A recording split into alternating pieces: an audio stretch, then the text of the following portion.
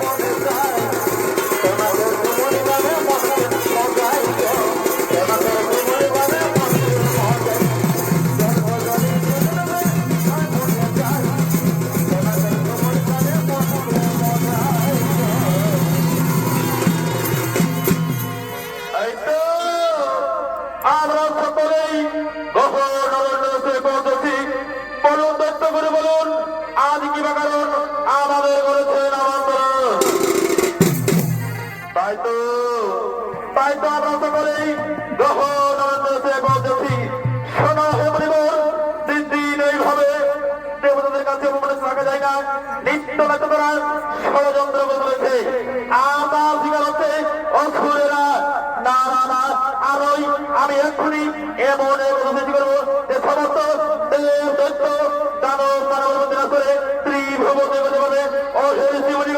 তোমরা আমার সহযোগ করো আমি বিরত করবো না আমি এক্ষুনি বললাম যে কখন অরণ্য যজ্ঞ করতে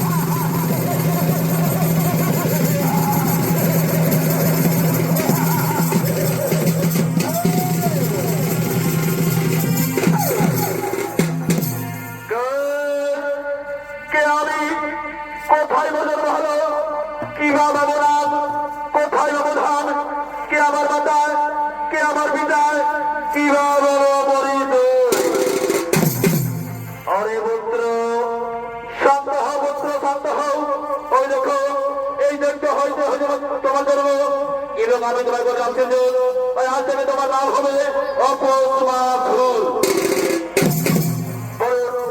কি এত করতেছি যে কি ভাই কে করে বলো তোমার জন্য অধম নাম গ্রহণ করুন। অরে পুত্র যাও তোমার দাদা আশীর্বাদ করলাম, তুমি তোমার অসুর কুলের মান রক্ষা করো।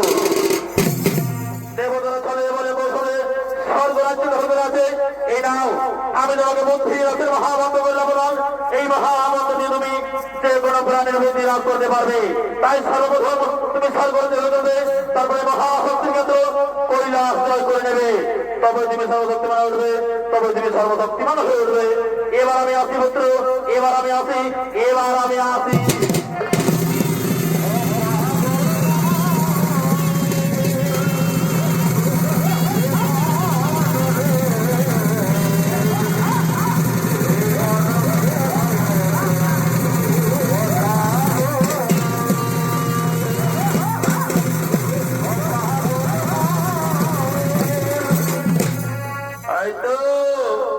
আমি মহামায়াবী বুদ্ধি নাম করা শক্তি পেয়ে গেলাম, কিন্তু না না না এখন আমি আমার প্রলাপ করতে হবে। আমি এখন সেই ব্রহ্মদেবের তপস্যা করবো।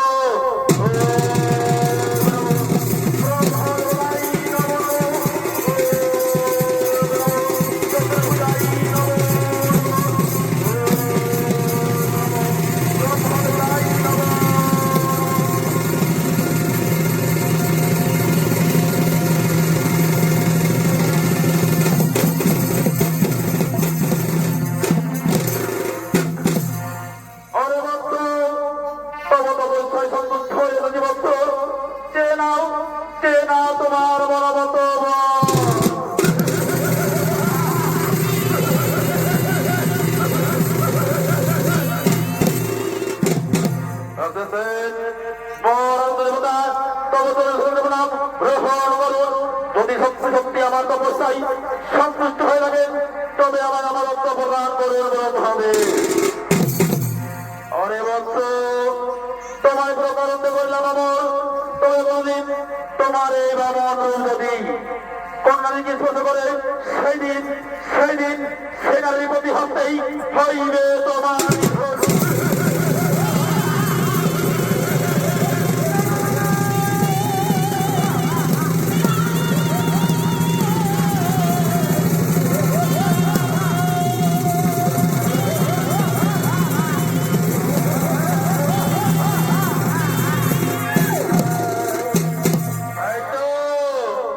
আমি সর্ববর্তমানে চিরমর।